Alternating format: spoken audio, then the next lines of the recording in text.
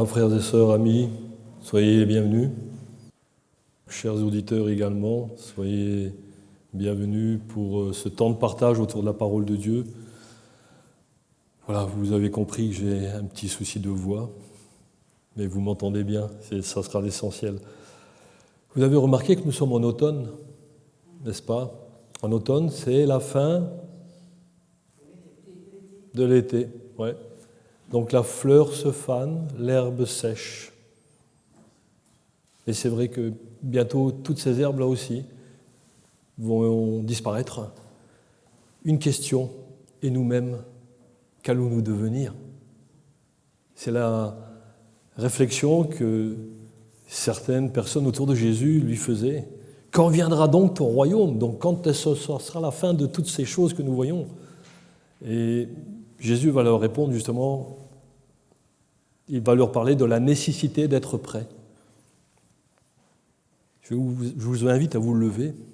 On va lire la parole de Dieu en Luc chapitre 17, du verset 22 à 33. Jésus s'adresse à ce moment-là à ses disciples, mais il s'adresse à nous tous aujourd'hui. Je fais la lecture. Et Jésus dit aux disciples, « Des jours viendront où vous désirerez voir un des jours du Fils de l'homme, et vous ne le verrez point. On vous dira, il est ici, il est là, n'allez pas, ne courez pas après. Car comme l'éclair resplendit et brille d'une extrémité du ciel à l'autre, ainsi sera le Fils de l'homme en son jour. Mais il faut auparavant qu'il souffre beaucoup et qu'il soit rejeté par cette génération. Ce qui arriva du temps de Noé arrivera de même au jour du Fils de l'homme. Les hommes mangeaient, buvaient, se mariaient et mariaient leurs enfants jusqu'au jour où Noé entra dans l'arche. Le déluge vint et les fit tous périr. Ce qui arriva du temps de Lot arrivera pareillement. Les hommes mangeaient, buvaient, achetaient, vendaient, plantaient, bâtissaient. Mais le jour où Lot sortit de Sodome, une pluie de feu et de soufre tomba du ciel et les fit tous périr. Il en sera de même le jour où le Fils de l'homme paraîtra. En ce jour-là, que celui qui sera sur le toit et qui aura ses effets dans la maison ne descende pas pour les prendre, et que celui qui sera dans les champs ne retourne pas non plus en arrière. Souvenez-vous de la femme de Lot. Celui qui cherchera à sauver sa vie la perdra, et celui qui la perdra la retrouvera. Jusque-là, amen.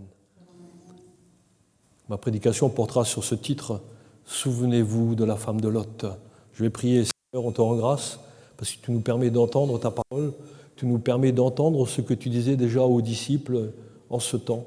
Seigneur, et tu nous adresses aujourd'hui cette sainte parole afin de nous fortifier, nous édifier en toi, nous redresser par rapport à ce que nous sommes, parce que tu veux et tu as le désir de nous voir accomplir tes œuvres et marcher fidèlement en toi, ainsi que ta parole soit reçue pour ce qu'elle est vraiment, la parole de Dieu, qui nous enseigne, qui nous fortifie et qui nous fait aller d'une manière à t'honorer tous les jours. Amen. Alors souvenez-vous de la femme de Lot. On va remettre dans le contexte de Lot en Genèse chapitre 19.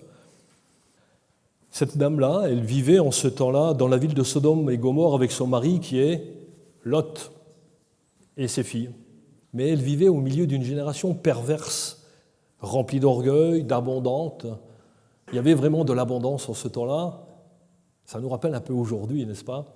Mais il y avait aussi cette insouciance concernant la sécurité.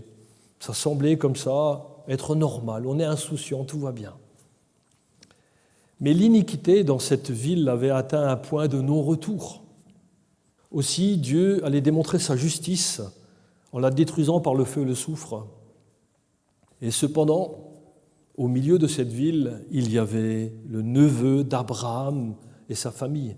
Donc Dieu allait user de miséricorde en envoyant 2 anges pour les faire sortir avant de déverser sa colère. Mais pendant que la famille quittait précipitamment cette ville, la femme, elle s'est retournée en arrière et elle fut aussitôt changée en statue de sel. D'où cette invitation de la part du Seigneur qui nous dit « Souvenez-vous de la femme de Lot ». Et nous allons développer ces 3 points. Les privilèges, la désobéissance et le jugement. Alors, premièrement, les privilèges. Regardons à la vie et à l'environnement de la femme de Lot. Est-ce que vous avez déjà lu ces passages dans la Bible qui parlent de la femme de Lot? Est-ce que vous avez remarqué quelque chose? Que la femme de Lot, elle n'a pas de prénom. Mais c'est impensable, ça. C'est inimaginable. La femme, elle n'a pas de prénom. Ben oui. Pourquoi? Parce que c'est encore un avertissement de Dieu. Si vous ne voulez pas connaître le Dieu qui sauve, alors Dieu ne vous connaîtra pas non plus. Voilà l'avertissement. Pourtant, la vie de la femme de Lot, elle était imprégnée des bénédictions de Dieu. Et cela même au milieu d'un peuple réfractaire aux vérités divines. Il ne nous est pas donné d'indication où Lot a pu rencontrer sa femme. Peut-être que c'est vraisemblable dans la ville de Sodome et Gomorrhe, où Lot avait choisi de s'y établir juste après le partage avec son oncle Abraham du pays qu'ils avaient tous les deux. Eh bien, on peut lire cet épisode-là en Genèse 13, versets 12 à 13. Il nous est dit « Abraham habita dans le pays de Canaan, et Lot habita dans les villes de la plaine et dressa ses tentes jusqu'à Sodome. » Et il nous est dit « Les gens de Sodome étaient méchants et de grands pécheurs contre l'Éternel. » Voilà ce qu'a fait Lot. Il aurait pu être en compagnie d'Abraham un peu plus loin, mais il a préféré aller près des villes où il y avait toutes ces difficultés, tout ce qui était réfractaire à la parole de Dieu. Donc les gens étaient méchants et de grands pécheurs contre l'Éternel. Et écoutez ce qu'il est advenu de ceci.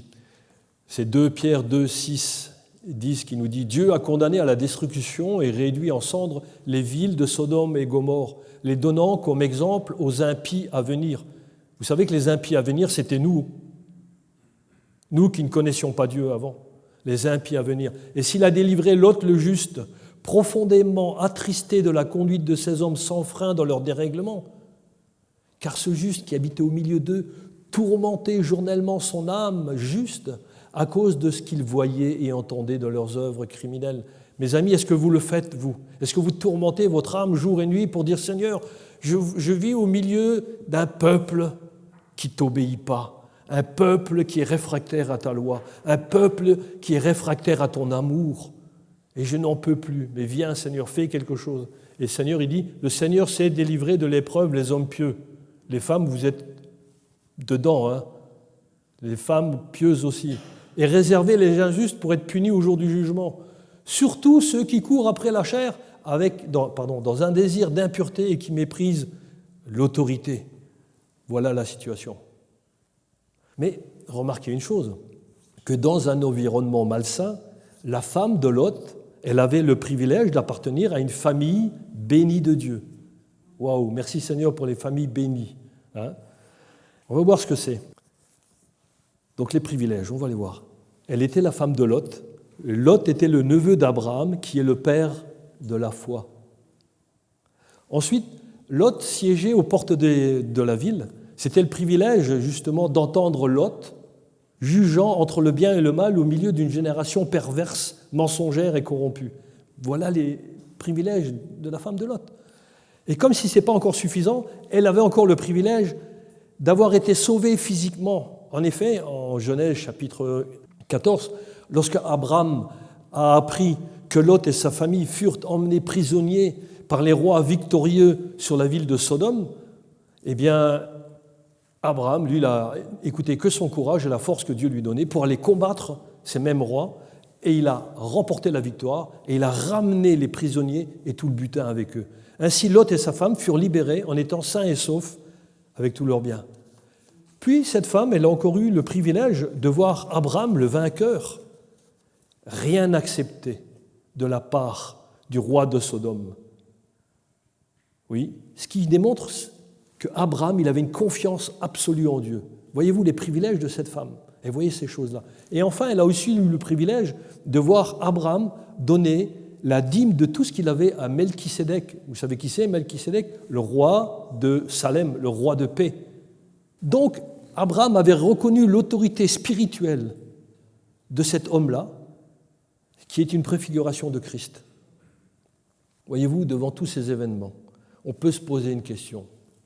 N'ont-ils pas impacté la vie de Lot et de sa famille? Alors oui, sans aucun doute. Remarquez que vous pouvez être au bénéfice de beaucoup de grâce dans la vie, être même conscient de cela, mais est-ce qu'au plus profond de votre être, ça va changer quelque chose d'avoir part aux privilèges de ceux qui appartiennent à Dieu? La réponse appartient à chacun de vous, mais il vous appartient aussi d'orienter votre cœur, d'orienter votre direction pour un avenir meilleur. Alors vous qui écoutez, chers auditeurs, vous faites peut-être partie d'une famille chrétienne, vous avez peut-être le privilège de connaître un authentique croyant autour de vous et sa vie révèle réellement qu'il est fidèle au Seigneur. Peut-être fréquentez-vous aussi une église qui est un exemple de foi au Seigneur. Et c'est là que vous avez l'avantage d'entendre la parole de Dieu. Et qu'est-ce que tu feras de ce message qui t'appelle à t'engager, à suivre la voie du salut et qui t'est offerte, mais sans te retourner en arrière? Lorsque les anges sont venus sortir la famille de ce monde corrompu que Dieu allait détruire, les anges n'ont adressé qu'un seul avertissement, mais un avertissement vraiment solennel. Ils ont dit ceci, ils ont dit « Sauve-toi par ta vie et ne regarde pas derrière toi et ne t'arrête pas dans toute la plaine. Sauve-toi, va vers la montagne de peur que tu ne périsses. » Voilà le seul ordre que les anges ont donné aux femmes, enfin à la femme, à Lot et à ses filles. Ça me rappelle un psaume, le psaume 121. Il nous dit quoi? « Je lève les yeux vers les montagnes, d'où me viendra le secours me vient de l'Éternel qui a fait les cieux et la terre. » Amen. C'est un privilège, n'est-ce pas, d'être conduit par des anges, et cependant, on peut rester réfractaire à la parole de Dieu. Parce qu'aujourd'hui, ce n'est plus les anges qui vous appellent à venir, c'est la parole de Dieu. Qu'en feras-tu de cette parole? Après avoir vu les privilèges, on va examiner même ce que c'est que la désobéissance. La désobéissance, c'est vrai qu'il y a une triste réalité. On peut vivre avec une personne, être dans sa présence, être au bénéfice de son soutien, de ses prières, de sa protection, et pourtant ne pas accepter son amour. Il y a un exemple des plus tragiques dans le Nouveau Testament, c'est celui de Judas l'Iscariote. Il a fait partie des disciples de Jésus. Il l'a suivi pendant 3 ans. Il a mangé avec lui, il a été enseigné par lui. Et il a eu ce privilège d'être enseigné par le plus grand des enseignants, Dieu lui-même descendu sur terre. Mais il est resté hermétiquement fermé à l'amour de Christ. Vous savez qu'il a même été envoyé pour annoncer la bonne parole. Alors on a beau annoncer la parole, mais on peut rester hermétiquement fermé à la vérité de la parole de Dieu. D'où l'importance d'avoir un bon témoignage, parce que le témoignage, il montre à qui tu appartiens. Et malheureusement, pour Judas Iscariote, il était tellement hermétiquement fermé à l'amour de Dieu que cela l'a conduit, par amour du gain, par amour de l'argent, à vendre Jésus pour 30 pièces d'argent, et il a finalement pris de remords, pris de remords, ce privilégié a préféré se suicider en allant se pendre à un arbre. Quelle vie gâchée! Si seulement il était passé du remords à la repentance. Il aurait eu à ce moment-là la vie éternelle, mais il ne l'a pas fait, hermétiquement fermé à l'amour de Dieu. Souviens-toi de la femme de Lot. Vous savez, le privilège d'être en bonne compagnie ne signifie pas que tu es sauvé. Car tu as besoin de reconnaître que seule la parole de Dieu est la vérité et que tu es sauvé par pure grâce. Et tu es sauvé pour connaître Christ, pour connaître le Sauveur. Car l'apôtre Paul, il le dit bien, c'est 1 Timothée 2,4, parce que Dieu a ce désir-là. Il veut que tous les hommes soient sauvés et parviennent à la connaissance de la vérité. Et quand on dit tous les hommes, les femmes sont incluses dedans, n'est-ce pas? Oui, tous, absolument tous. Il veut qu'ils soient sauvés et parviennent à la connaissance de la vérité. Jésus, lorsqu'il a prévenu ses disciples de la difficulté des temps à venir, il leur a dit en même temps qu'il en serait ainsi jusqu'à son retour, donc jusqu'au retour du Fils de l'homme. Il leur dit de se souvenir de la femme de Lot comme d'un avertissement, parce qu'il voulait les engager à ne jamais se détourner de la foi en voulant retourner en arrière pour chercher un vain réconfort dans les choses du monde. Combien c'est triste, quelqu'un qui entend la parole de Dieu, on croit qu'il vient au Seigneur, et puis tout d'un coup il dévie et il repart dans les choses du monde. Et vous, chers auditeurs, et vous-même, comment allez-vous finir votre vie ici-bas? Dans l'obéissance ou la désobéissance? Où irez-vous après cette vie?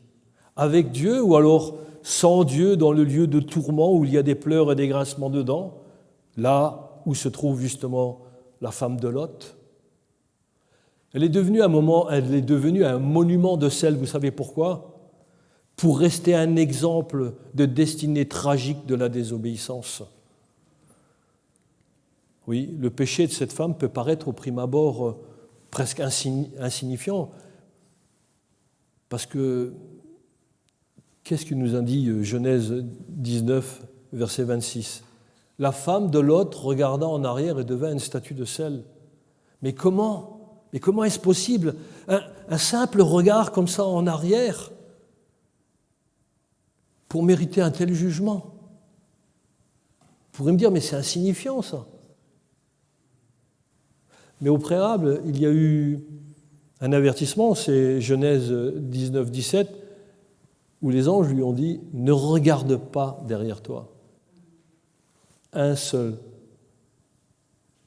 mot de te demander de ne pas faire. Ça vous rappelle rien? Dans le jardin d'Éden, une seule chose d'interdit, et Adam et Ève l'ont fait. Et là, la femme de Lot, la même chose.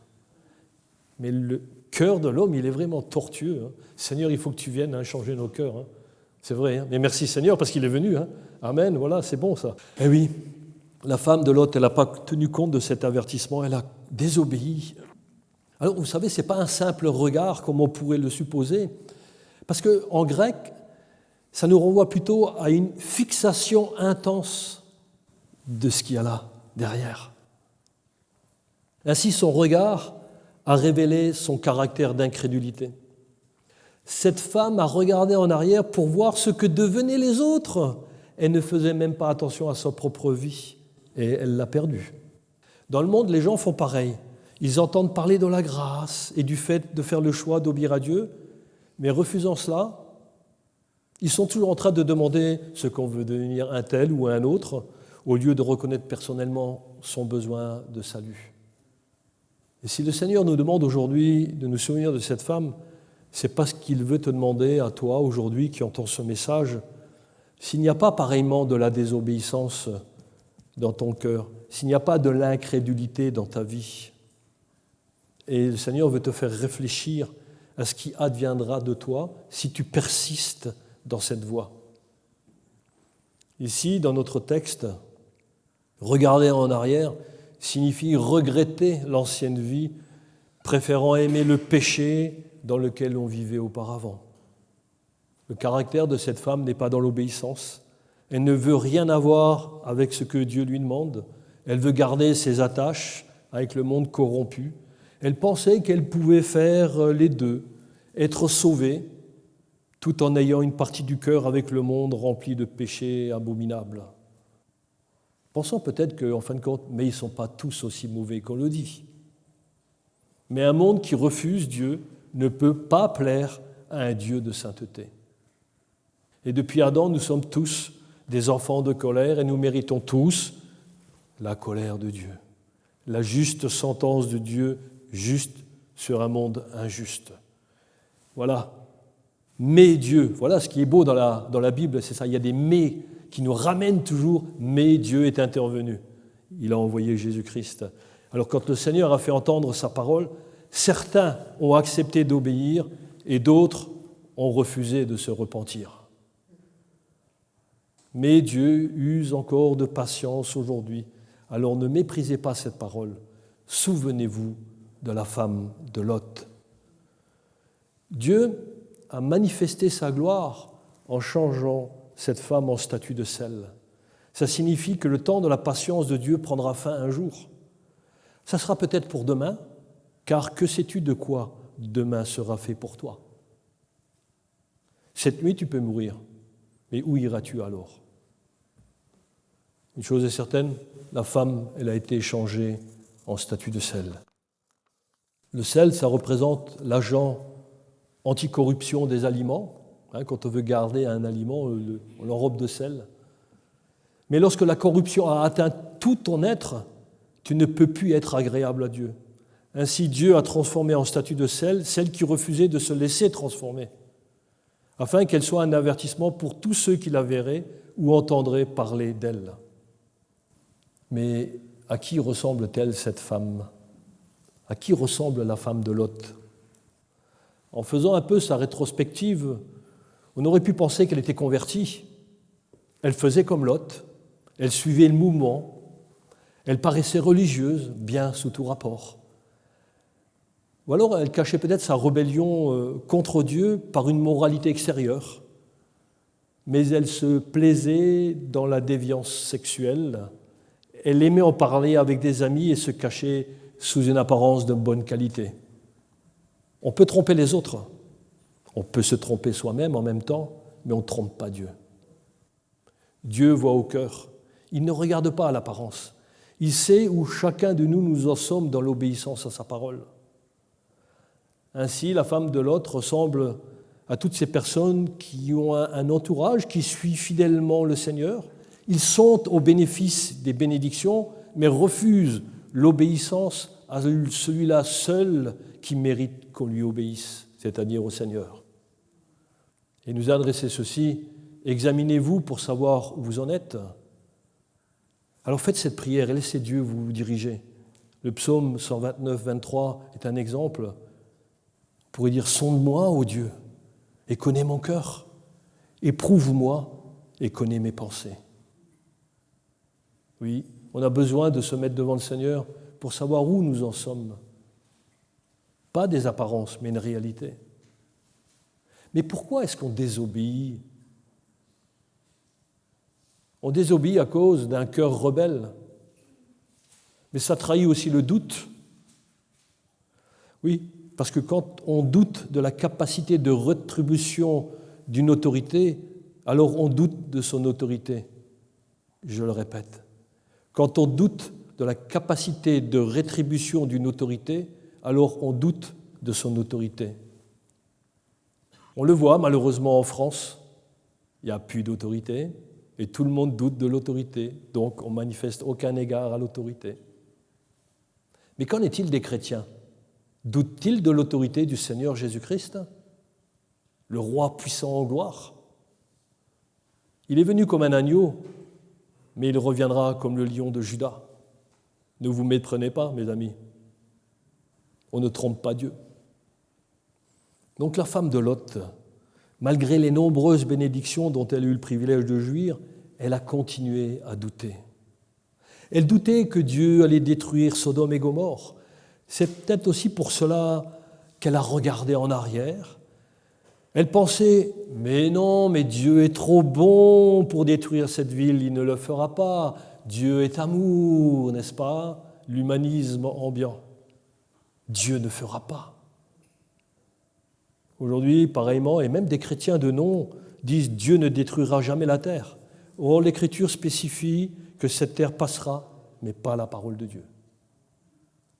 Dans le livre de l'Apocalypse, au chapitre 20, à la fin du millénium, il y aura le jugement devant le grand trône blanc pour tous ceux qui auront refusé la grâce de Dieu, et toutes ces personnes seront jetées en enfer.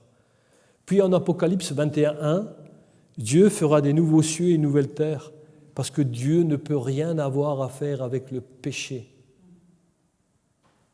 Le péché est entré dans le monde sera détruit. Mais où irez-vous, mes amis? Vous savez que cette histoire de se souvenir de la femme de Lot est un avertissement à tous ceux qui doutent de l'autorité de Dieu d'accomplir ce qu'il dit dans sa parole. Le doute n'a pas sa place dans la relation avec le Seigneur. Écoutez, c'est Hébreux 11, 6, car il dit « Or, sans la foi, il est impossible de lui être agréable, car il faut que celui qui s'approche de Dieu croit que Dieu existe et qu'il est le rémunérateur de ceux qui le cherchent. » Pas de doute. Dieu, il est le rémunérateur de ceux qui le cherchent. C'est-à-dire qu'il vous donne au-delà même de vos espérances. Nous voyons que la parole de Dieu nous invite tout le temps à être obéissants. Mais la femme de Lot, elle est restée dans la désobéissance parce qu'au moment même de vouloir et de devoir montrer l'obéissance, elle en a été incapable. Car le doute avait pris toute la place. Et avec le doute, on peut remarquer que le cœur est aussi versé vers autre chose. Et oui, effectivement, la femme de Lot a été sortie de Sodome, mais son cœur y était toujours resté. Physiquement, elle était sortie, mais Sodome était encore dans son cœur. Aujourd'hui, si tu dis que tu crois en Dieu, alors fais attention que ton cœur ne soit pas encore avec Sodome. Si tu dis que tu es chrétien et penses être sorti de Sodome, donc du monde, mais que ton cœur y est toujours, tu es pareil à la femme de Lot. Aussi, il est grand temps de te repentir avant qu'il ne soit trop tard. Ce que le Seigneur t'ordonne aujourd'hui comme directive, c'est abandonne ta vaine manière de vivre. Mais que représente Sodome? Vous savez que ce nom-là, il est sans équivoque. J'espère que je ne vous apprends rien. Sodome est la ville qui s'est adonnée à l'homosexualité et aux relations sexuelles contre nature. Et si aujourd'hui ça la règne dans la société, cela vient de cette ville-là, justement. Dans cette ville-là, il y avait la séduction et beaucoup étaient séduits par ces actes sexuels contre nature et s'en vantaient même. Et cela entraînait la luxure, l'orgueil de ce qui s'y faisait et cela aussi amenait à la recherche des biens matériels à tout prix. C'est la même chose dans le monde. C'est pour tout cela que la femme de Lot aimait trop Sodome, parce qu'elle ne voulait pas l'abandonner. Même si, comme ici dans notre histoire là, les anges l'avaient forcé à sortir. Voyez-vous, on peut agir avec amour pour une personne, mais nous ne pourrons jamais changer son cœur. Dieu seul, quand on s'approche de lui, opère en chacun de nous un changement. Non pas un changement, une transformation. Dieu transforme tous ceux qui se confient en lui. Alors te laisseras-tu transformer par celui qui te connaît mieux que tu ne le penses? Et voyez-vous, quand Dieu nous transforme, alors les plaisirs du monde, eh bien, ils sont effacés. C'est comme tes péchés, poup, poup, c'est fini. C'est effacé. Les plaisirs du monde, terminé. Pourquoi? Parce qu'on reçoit quelque chose, mais on reçoit quelque chose de plus important, de plus précieux, de plus glorieux. C'est sa présence dans notre être par le Saint-Esprit. Et ça, mes amis, cette transformation nous fait aimer Dieu et c'est lui qui va être ton trésor. Matthieu 16, 19, 21 nous dit ceci: « Ne vous amassez pas des trésors sur la terre où la teigne et la rouille détruisent et où les voleurs percent et dérobent, mais amassez-vous des trésors dans le ciel où la teigne et la rouille ne détruisent pas et où les voleurs ne percent ni ne dérobent. Car là où est ton trésor, là aussi sera ton cœur. » Amen. Et oui, il y a aussi ce texte qui devrait nous faire réfléchir, c'est 1 Jean 2, verset 15-16, il nous dit « N'aimez point le monde, ni les choses qui sont dans le monde.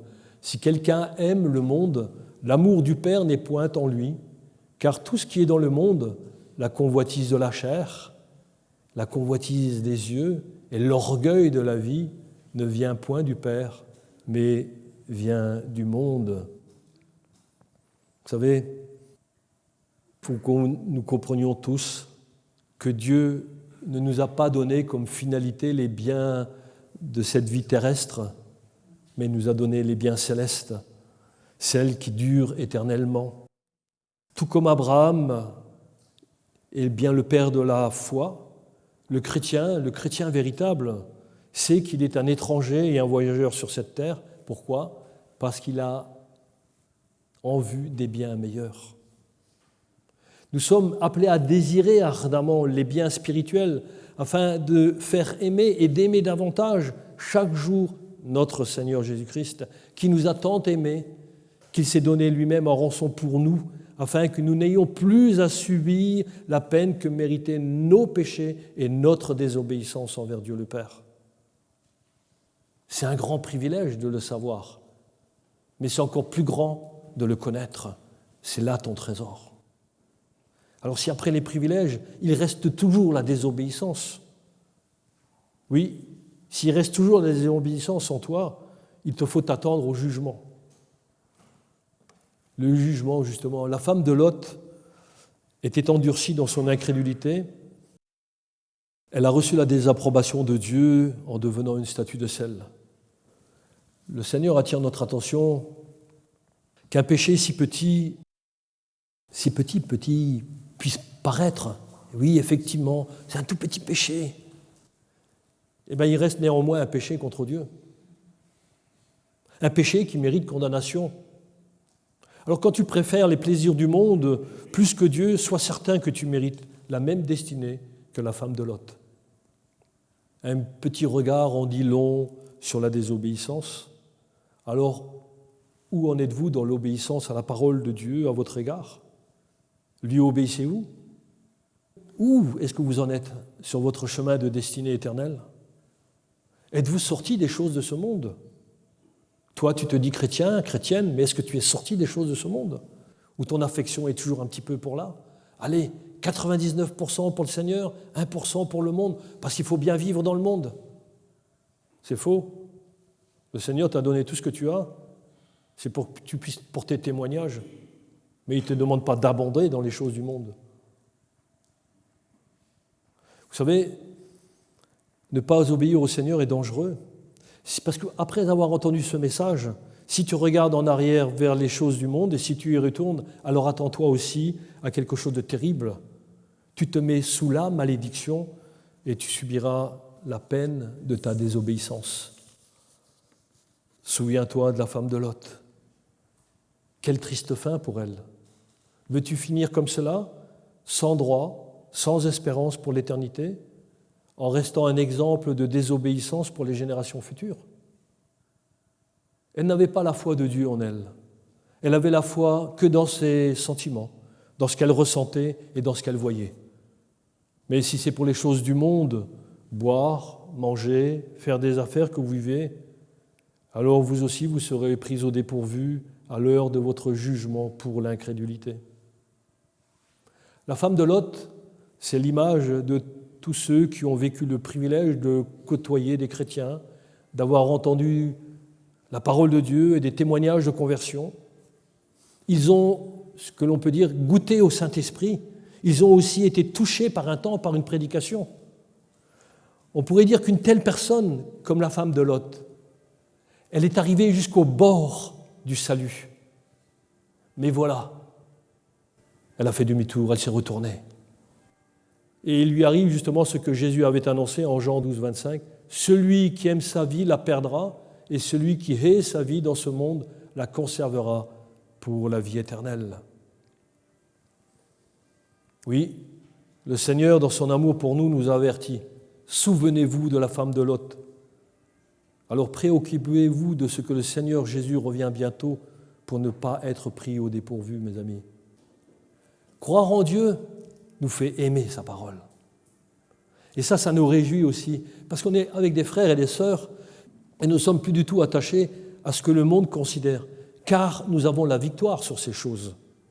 Nous avons la foi qui nous fait regarder en avant vers notre glorieuse destinée avec le Seigneur de gloire. Et ça, j'aimerais que, lorsque vous allez quitter cette salle, vous en soyez conscients. Regardez vers Jésus et votre destinée, elle est éternelle avec une joie parfaite. 1 Jean 1,5 nous dit ceci. « Quiconque croit que Jésus est le Christ est né de Dieu. Et quiconque aime celui qui l'a engendré aime aussi celui qui est né de Dieu. Et nous connaissons que nous aimons les enfants de Dieu lorsque nous aimons Dieu et que nous pratiquons ses commandements. Seigneur, oui, fais-nous aimer tes commandements. car l'amour de Dieu consiste à garder ses commandements, et ses commandements ne sont pas pénibles. Ah, merci Seigneur. Car tout ce qui est né de Dieu triomphe du monde. Alléluia, merci Seigneur. Oui, et la victoire qui triomphe du monde, c'est notre foi. Qui est celui qui a triomphé du monde, sinon celui qui croit que Jésus est le Fils de Dieu? Amen. Eh bien, j'aimerais que tu saches aujourd'hui que toi, qui crois en Dieu, eh bien, tu as triomphé du monde, oui, parce que tu crois que Jésus est le Fils de Dieu. Amen. Ne sors pas d'ici avant d'avoir affirmé cela. Hein. Oui, ta destinée, elle est là, juste après la porte, là. Éternelle, avec Dieu ou sans Dieu, mais avec Dieu. Choisis la voie de vérité, la voie de la vie. Amen. Oui, croire te fait triompher du monde et tu ne te laisseras plus jamais asservir par quoi que ce soit, par qui que ce soit. Pourquoi ? Parce que tu préfères obéir à Dieu plutôt que de suivre des hommes dans leur chemin de perdition. Eh oui. N'oublions jamais que Dieu, que notre Dieu est un Dieu de sainteté et qui nous donne son esprit. Il veut faire son habitation en nous. Il veut faire son habitation en toi qu'il n'a pas encore accepté. Mais accepte-le. C'est merveilleux. Oui, tous ceux qui ont reçu Christ, eh bien, le Saint-Esprit a fait sa demeure en nous. Ainsi, c'est pour ça qu'on peut dire Dieu est au milieu de nous. C'est pour ça que nous avons besoin de prendre soin de chacun des uns et des autres. Du plus jeune, même s'il a 80 ans, hein, mais qui vient juste d'accepter Christ, on a besoin de prendre soin les uns des autres. Parce que nous sommes unis, une même famille. Nous avons l'amour de Dieu et nous ne pouvons pas faire autrement, le montrer autour de nous. Oui, il y a deux choses qui plaisent à Dieu. C'est l'amour envers les frères et les sœurs et puis la sanctification, dans la marche, dans la continuité, dans la sanctification. Quand Dieu est venu chez toi, dans ton cœur, tu es devenu saint. Tous tes péchés sont effacés. Mais dès l'instant que tu commences à réfléchir, tu commences aussi à réfléchir à des péchés. Mais Dieu te donne la grâce de la repentance et de te faire marcher dans la sanctification et il te fait aller de l'avant. N'aie aucune crainte. Viens au Seigneur et tu verras le reste, ça va venir tout seul. Ça va venir tout seul. Oui, la sanctification, mes amis, Dieu nous attend là. Et d'où cet avertissement de la Bible, hein. Souvenez-vous de la femme de Lot. Ne reproduisez pas sa conduite, ne finissez pas comme elle. Alors je vous en supplie au nom de Christ, soyez réconciliés avec Dieu et sortez du milieu de ce peuple qui lui est infidèle. Et vous, comme disciples, sachez qu'il n'y a pas de place à l'hésitation parce qu'un service se fait toujours dans l'obéissance, par amour pour Dieu, et ça doit se voir. Alors puissiez-vous être sensibles à l'appel de Dieu sur votre vie et ne plus jamais regarder en arrière. Maintenant, avancez d'une manière victorieuse dans la vie dès ici-bas et pour l'éternité. Que la parole du Seigneur s'accomplisse dans chacune de vos vies. Amen. On va prier. Oui, merci Père éternel pour ce grand amour dont tu nous as aimé le premier. Tu as envoyé Jésus-Christ et Christ est venu, il a accompli parfaitement, Seigneur, ce sacrifice merveilleux par lequel nous pouvons être sauvés. Seigneur, que plusieurs âmes dans ce monde puissent se tourner vers toi. Et nous savons que lorsque nous nous tournons vers toi, eh bien, tu nous accordes la grâce du pardon de tous nos péchés, quels qu'ils soient. Quelle grâce merveilleuse. Seigneur, oui, c'est vrai que nous pouvons avoir des privilèges dans ce monde et nous te bénissons pour les privilèges, les bénédictions que tu accordes à travers toutes les familles, Seigneur, qui t'honorent. Seigneur, nous te demandons pardon pour la désobéissance qui est encore dans ces familles, dont certains te connaissent pas. Et nous te demandons pardon pour notre désobéissance, à nous qui t'avons déjà accepté. Trop souvent encore, nous sommes désobéissants par rapport à tes injonctions, par rapport à tes directions. Et nous te demandons pardon pour cela. Seigneur, merci, parce qu'il y a une chose. Nous savons que nous étions sous le jugement de ta loi qui est sainte. L'homme qui pêche mourra. Nous devions tous mourir, mais par toi, nous avons la vie en Christ. Quelle grâce merveilleuse. Et nous voulons vraiment te bénir parce que nous n'avons plus de crainte. Jésus a subi à ma place ce que méritaient mes errements, mes égarements, mes regards en arrière. Ah Seigneur, quelle grâce. Oui, que cette œuvre d'amour soit au bénéfice de ceux qui écoutent ta parole, Seigneur, et la mettent en action pour être dans une obéissance qui t'honore, une véritable obéissance qui soit à ta gloire. Seigneur, bénis ta parole et que des cœurs soient encore encouragés à se laisser transformer par toi dans ton grand amour. Amen.